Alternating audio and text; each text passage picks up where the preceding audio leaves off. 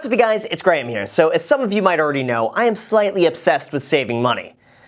Okay, fine, that was a lie. I'm very much infatuated with saving money and trying to find the most creative ways to cut back without ever actually feeling like I'm cutting back. Like, I'm sure you've seen some of these people on extreme cheapskates who go and dumpster dive for food or go and collect rainwater just so they could save an extra 28 cents. And sure, that's cool to watch on YouTube, but yeah, I'm not about that life. However, I am all about getting the same experience and the same quality all for a fraction of the cost it would normally be. And that, in turn, allows me to save way more money without having to have my own TLC reality show. So over the last decade, I've applied this thinking towards just about everything, from going and buying a house for nothing, a Tesla for $78, and totally free vacations pretty much anywhere in the world. So from all of those weird little life hacks, these are the ones that I have found that make the biggest difference and allow you to save the most amount of money possible in the least amount of time as possible. So let's not waste any time, we'll get right into it, and as the title suggests, this is not going to cost you a single thing except one like on the video. Doing that really helps me out a lot, and the more likes a video gets, the more likely the algorithm is to push the video to a new audience who could also save more money. So make sure to do your part and smash the like button so more people could save more money, and with that said, we'll begin right here over at my desk. Now, the first frugal life hack is to travel for free using credit card points, and here's how that works. Credit cards are basically just money printing machines, so in order to incentivize people to sign up and then hopefully be irresponsible with their money so as to pay hordes of interest to evil credit card companies, credit cards will often offer a sign-up bonus or points anytime you meet a minimum requirement. Well, guess what? Oftentimes those points can be used towards free travel, free hotel, or sometimes just straight up profit back in your bank account. Therefore, if you know how to use this properly, you might never have to pay for another plane ticket, hotel, or vacation ever again in your entire life. No joke, it's been years since I paid for a plane ticket, and you could do the exact same thing and essentially just get free vacations wherever you want to go as long as you do this properly and know how to use a credit card. Resources like NerdWallet, ThePointsGuy, AskSebby, and TheCreditShifu go over the latest credit card rewards as soon as they come up, and they teach you how to maximize the value of every point. Now, if you want to do this correctly, you must be diligent in monitoring your credit report and score. You must only apply to credit cards with enough reward to actually be worth it. You must always only spend money you're going to be spending anyway, and finally, you must always pay off your credit card in full by the time it's due, no exceptions. Just because some of these cards have a $4,000 minimum spend so you could get $750 back in free travel is not an excuse for you to go and buy a whole bunch of stuff you don't need, or go and buy a brand new TV and 5 pairs of shoes because, hey, you gotta meet the minimum spend. But if you were gonna spend $4,000 anyway, then you may as well put it on a brand new credit card, get the points, and then use those points towards free travel, whereas otherwise you would be getting nothing. Now, the second life hack I use all the time is to reverse image search everything you buy online. Here's the thing, most online retailers get their products from the exact same spot, but some will charge you way more money than others just because they have a big name or a fancy website behind them. So I've taken a two-step approach every time I buy something online, and I would say about 9 times out of 10, this is going to save me at least 10 to 50% on anything I purchase, and here's how easy it is. When you find something you want to buy, just right-click and search Google for this image. All of a sudden, every website containing that same image will pop up, and that will allow you to click through and find the same item listed for cheaper somewhere else. Now, sometimes this doesn't work because retailers will end up taking their own pictures, so it's different and doesn't come up for people like us trying to do this. So if you could find it and there's a manufacturer or SKU number listed on the website, just go and search for that instead. Just go to Google and place that SKU number in quotations to give you the exact search,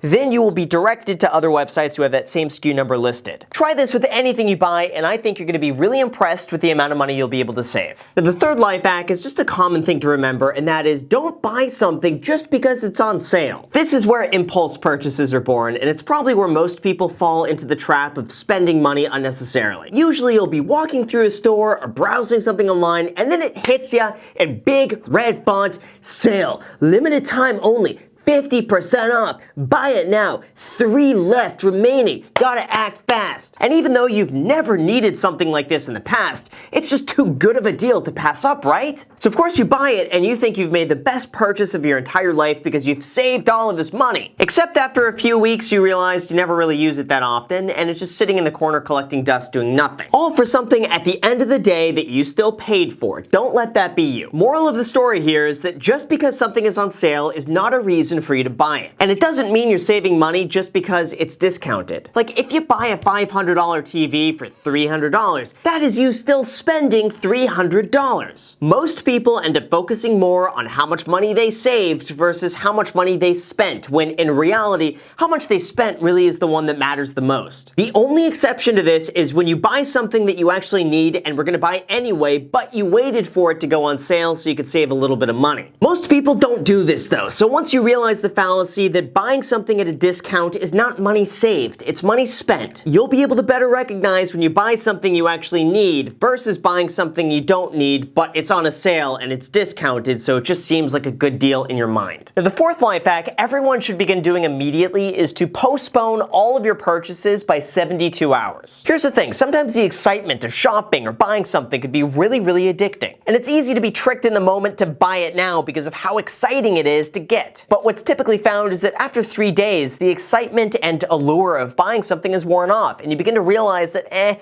you didn't really need it that much or really want it that much to begin with after you've thought about it or slept on it for a night. This one is all about just cutting down on impulse purchases that you make without even realizing it. And this one begins to get really interesting once you start digging deeper. Many studies have shown that shopping actually releases dopamine in the brain and brings about a sensation of happiness and well-being. And further research has shown that you don't actually get this dopamine hit from the act of purchasing something, but instead it's from the anticipation of being able to buy something. From this, we conclude that buying something is not necessarily going to give you that fun excitement that you're looking for, and instead, if you want that same level of enjoyment and excitement, you could do that just by window shopping and then not actually even buying anything. It's the same experience, same enjoyment, same dopamine hit, except now it costs you $0. So here's all you need to do. If there's something you want to buy, just wait 72 hours to buy it. That's it. After that, if you still want it and you found the cheapest place to buy it, then go for it, go and get it. But I would venture to say that maybe 80% of the things that you think you want in the moment, you will not even want the next day, or even less the day after that, and even less the day after that. Now, the fifth life hack is not really a life hack. I mean, this is nothing revolutionary. People have been doing this since the beginning of time. It's nothing crazy, but it's just this: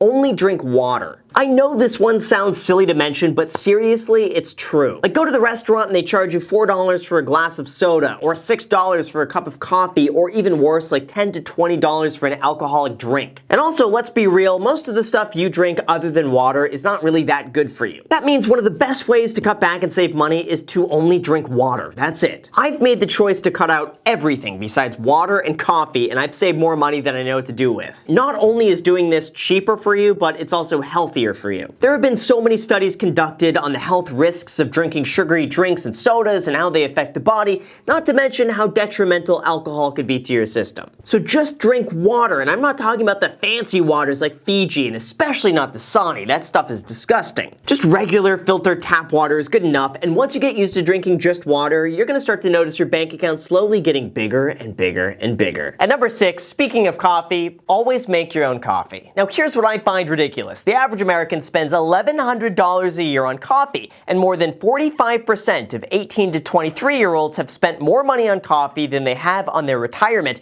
and 35% of 24 to 35-year-olds have done the same. That is stupid, and that needs to stop today. I know it's no surprise that I've always been a proponent of making your own coffee at home, and I even made a tutorial about how to make coffee for 20 cents yourself and how you could turn that iced coffee into $1 million nest egg just by investing those savings. I'm being for real. If you save $6 a day by making coffee at home, if you invest those savings in the S&P 500, that could turn into a $1.3 million amount in 55 years at an 8% return. But seriously, making coffee at home is incredibly easy, and if you want to make it look even more luxurious, just go and put it in one of these fancy cups instead. And if you're interested in learning how to do this, I have a tutorial down below in the description that teaches you how to make the best iced coffee for only 20 cents. Next, number 7, anytime I go shopping, I always buy generic brand items. See, typically, anytime you go to the store and you see a generic brand item, not only is it half the cost, but usually it's the exact same thing. See, here's what most people don't know. The big brands like Walmart, Costco, and Kroger don't all each own their own manufacturing facilities. Most of them source their products from the exact same places that produce the more expensive name brand items. For example, Kirkland Signature filter coffee is roasted at the Starbucks Coffee Company.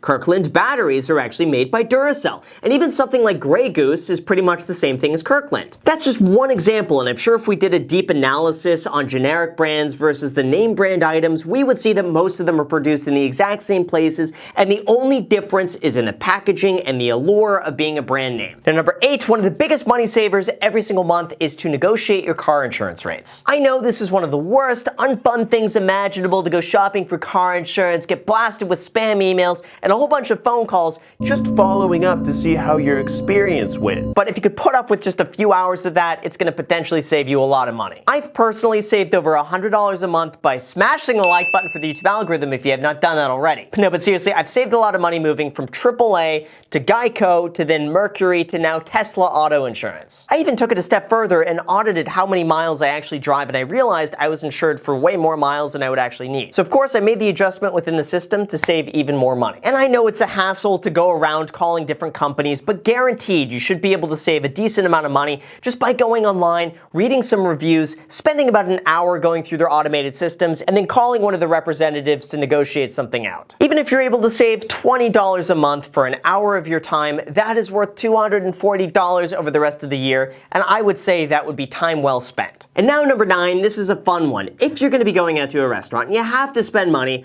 go to a place during their happy hour. Here's what I've realized. Food at restaurants is all the same. You're getting the same food at 8 p.m. as you are at 4 p.m. as you are at 6 p.m., except there's a catch. The earlier it is, the less busy restaurants are, so most restaurants will want to fill this empty space by offering a happy hour with discounted food. This gets people in, it makes it look busier, it makes it look more popular, and it sets the stage for later on in the night when more people show up and they charge regular prices. Now this is a great way for you to capitalize on this just by finding places with good happy hours and showing up to eat just a little bit earlier to save the money. My trick has always been to show up about 30 minutes before the happy hour ends. I'll order all of my food ahead of time, and then by the time the food actually comes, it's regular hours anyway, except now I saved a whole bunch of money. Now another way you could do this is that if all of your friends are going out for a big meal, but you don't feel like dropping $40 on a whole dinner, just order an appetizer instead. Usually these are just as filling, they're about half the price of everything else, and you still get to enjoy a meal with all of your friends. Except now you can do that for a fraction of the cost as everybody else. And number 10, before you spend any money on anything, just think to yourself, what is this money's future value? For example, instead of spending $100 on a pair of shoes today, that could be worth $1,478 in 35 years if it's invested at an 8% return. Or spending $300 a month on a lease payment every single year could actually be worth $723,000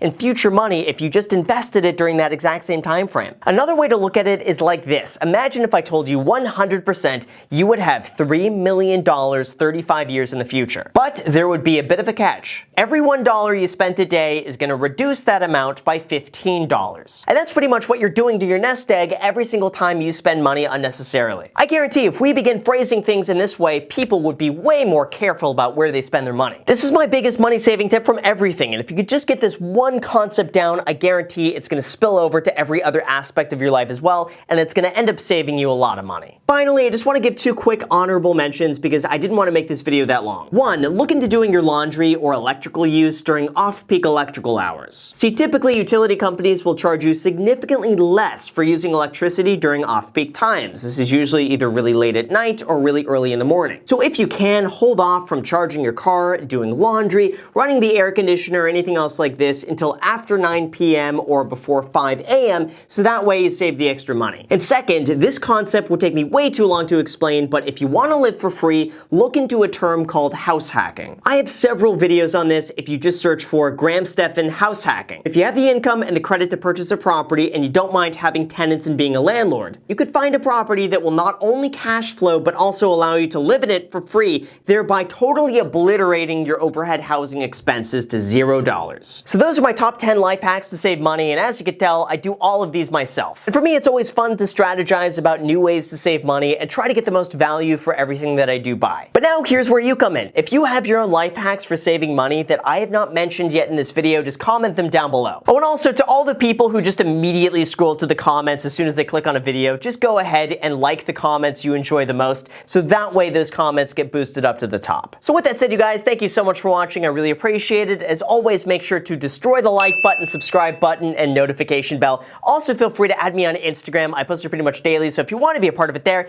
feel free to add me there, as in the second channel, The Graham Stephan Show. I post there every single day. I'm not posting here. So if you want to see a brand new video from me every single day, make sure to add yourself to that. And lastly, if you guys want a free stock, use the link down below in the description. And Webull is going to be giving you a free stock worth at minimum $8 and all the way up to $1,600 when you deposit $100 on their platform. So if you're interested in that free stock, use the link down below. Let me know which one you get. Thank you so much for watching, and until next time.